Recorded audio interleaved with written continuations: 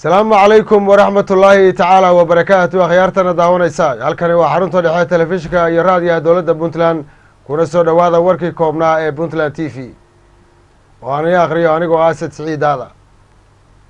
Guddiga ansixinta iyo xalinta khilaafaadka golaha wakiilada ee dowladda Puntland ayaa markii ugu horeysay kulan ku yeeshay magaalada Garowe.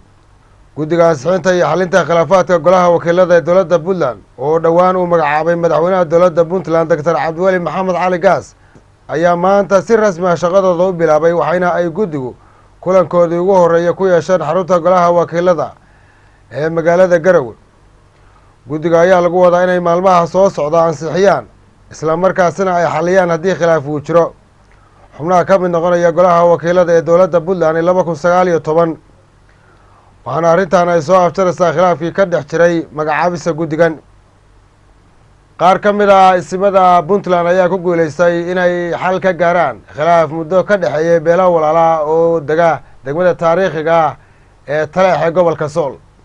Boqor Burhaan Boqor Muuse ayaa hogaaminayay isimada heshiisiye beelaha walaalaha ah waxaana ay muddo joogeen magaalada Taleex oo ugu dambeyntii isimadu ay ku guuleysteen in beeluhu ay gaaraan heshiis hordhac oo nabadeed. beelaha walaalaha ayaa khilaaf ka dhex taagnaa muddo 7 sano ah waxaana ay hadda beeluhu soo dhaweynayaan heshiiska arrintaasi laga gaaray.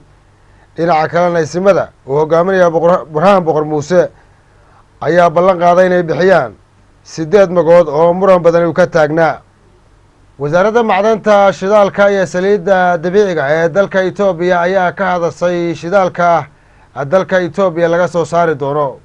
wasaaradda macdanta iyo shidaalka saliidda dabiiciga ee dalka Itoobiya ayaa sheegtay soo saaridda shidaalka deegaanka Soomaalida laga helay in lagu soo gabagabeynayo 3 sano.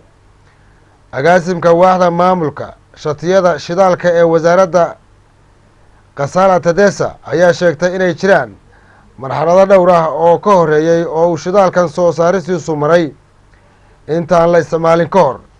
waxaana intaasi ku dartay in la qodayo boqolaal ceel oo kale oo isla markaasina la fulinayo mashaariic waaweyn oo dhanka kaabayaasha dhaqaalaha ee dalkaasi Itoobiya oo fududeynaya shidaalku in muddada lagu talagalay uu dalka ku soo saaro. sidoo kale deegaanka Soomaalida shidaalka laga helay oo kaliya iyadoo aan lagu ekaanayn waxaa sidoo kale baarid iyo soo saarid lagu samayn doonaa qaybo kale oo dalka Itoobiya ka mid ah. daawadayaal warkii koobnaa ani akhrinaya anigoo Asad Siciidaada intaas ayaan ku soo afmeeraya warkan warka xiga intaanu ku kulmi doono sidaas iyo nooli kulante.